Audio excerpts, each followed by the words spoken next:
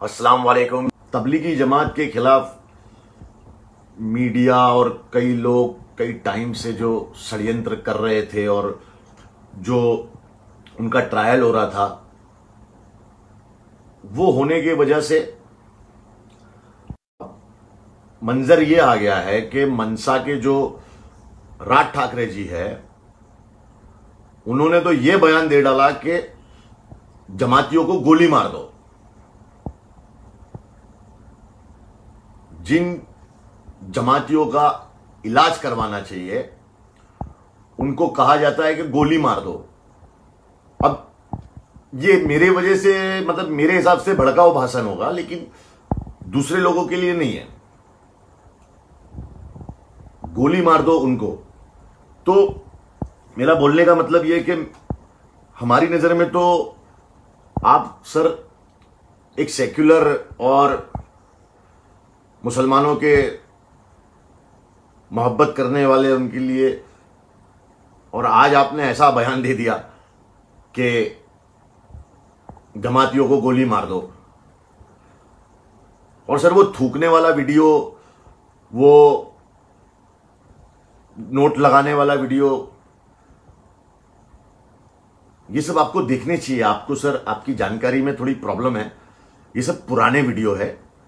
वो जो थूकने वाला वीडियो है, जो पुलिस के ऊपर थूक रहा है, वो वीडियो जेल का है, जिसमें वो लड़का जो पुलिस वाले से उसकी मां ने खाना दिया था तो खाना नहीं दिया, तो उस चक्कर में वो पुलिस वाले के मुंह पे थूका था उसको, और इसलिए उसको, और वो वीडियो का भी आप इतने बड़े नेता होके ऐसी बात कर रहे हैं सर आप। और एक बात बताता हूं कि लोगों को ये लगता है कि मुसलमानों को ये बीमारी हो गई है और उन्होंने ये बीमारी को फैला दी है। तो मैं ये कह दूं राज ठाकरे जी को कि ये बीमारी सर धर्म, जात, उम्र, ये वैसा देख के नहीं आती सर। इसकी चपेट में अमीर गरीब कोई भी आ सकता है, आप भी आ सकते हो, और कहीं खुदा ना खास्ता आप आ गए या आपके परिवार में से कोई इसकी चपेट में आ गया, तो फिर आपने जो बयान दिया है कि उनको गोली मार दो, वो बयान आप पे भी सरकार लागू कर देगी, तब आपको अच्छा फील नहीं होगा सर। मुझे बहुत बुरा लगा सर, आपने ऐसी स्पीच दी। आपने उनके बारे में नहीं बोला जो, आप देखिए, एक लड़के ने दुबई से आया, बेरुल गांव का एक किस्सा है।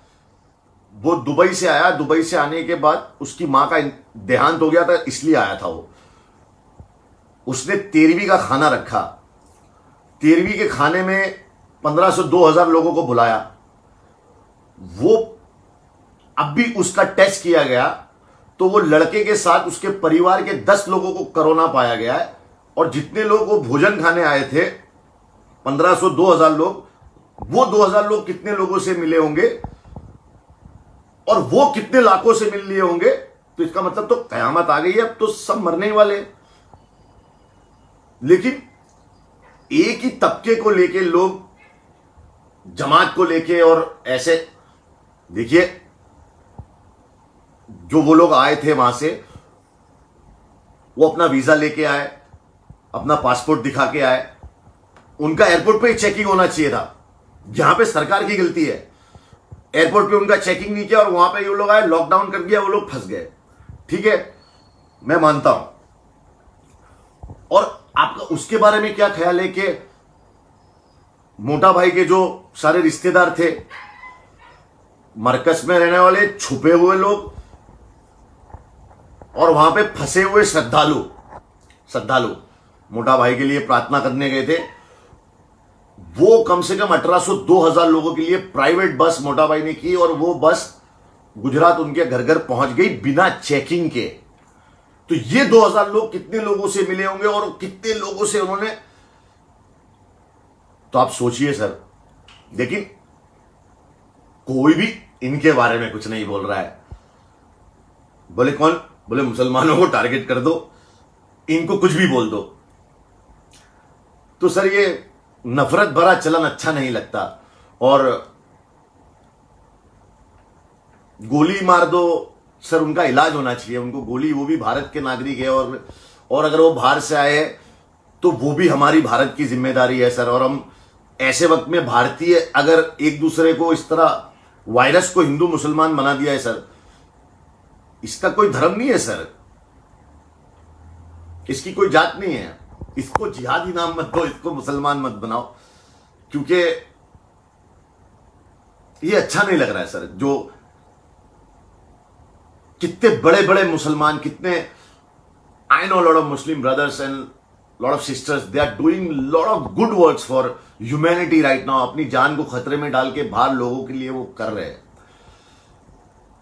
सर आपने सरकार से ये नहीं पूछा कि सरकार, इतने भूखे जो लोग हैं उनका क्या सर? खैर ऐसे कई सवाल है सर, ऐसे कई सवाल है जो आपसे पूछेंगे तो आप नहीं जवाब दे पाओगे, और आप में इतनी हिम्मत नहीं है कि आप उनसे पूछ लो जिनसे एक्चुअली ये सवाल पूछने चाहिए। और आप देखिए हजारों लोग शामिल हो गए इसके तबलीगी जमात के खिलाफ बयान देने, और उसको शेयर कर रहे हैं। और मतलब पंडित ने छींक खाई तो खांसी हो गया है, और मौलाना ने छींक खाई तो कोरोना हो गया है। This is not right what is happening right now, and in this time where critical condition where everybody need, एक दूसरे को कोई जात धर्म देख के तो कोरोना नहीं होगा, हम लोग सब एक दूसरे के साथ हैं, और उसमें आप ऐसा बयान करेंगे तो कैसे चलेगा सर?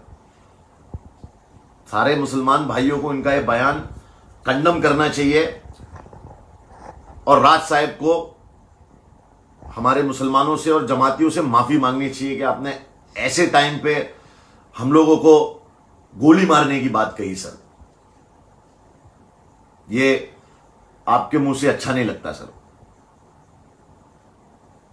दुआओं में याद रखना, वीडियो को ज्यादा से ज्यादा शेयर करो ताकि बात पहुंच जाए दूर तक। और हां, वो मोमबत्तियां ली कि नहीं ली? मोमबत्तियां ली ना? रात को लाइट बंद करने का, मोमबत्ती जलाने का, कोरोना उसको देखेगा, भाग जाएगा। बोले इंडिया में कोई है ही नहीं, सब अंधे बहरे हो गए, अंधे बहरों का शहर है ये, गूंगे बहरों का शहर है, सही को कोई सही नहीं बोल रहा है।